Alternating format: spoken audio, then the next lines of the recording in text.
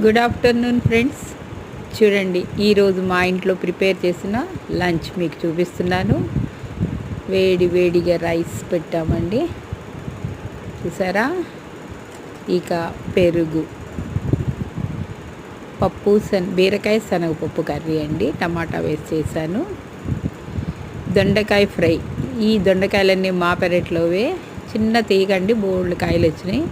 ఇక ఇది చికెన్ గోంగూర మా ఇంట్లోదేనండి. చికెన్ వేసి కర్రీ చేశాను.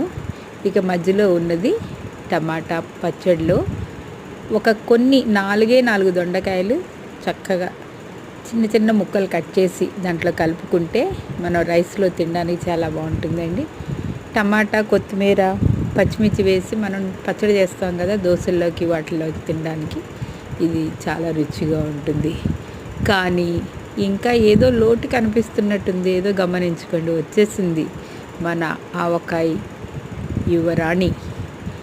తెల్లని రైస్లో ఎర్రని ఆవకాయ వేసుకుని దానిపైన కొంచెం నెయ్యి తగిలించుకుని లాగిస్తే వీటిలన్నిటి ముందు చూడండి దాని అట్రాక్షన్.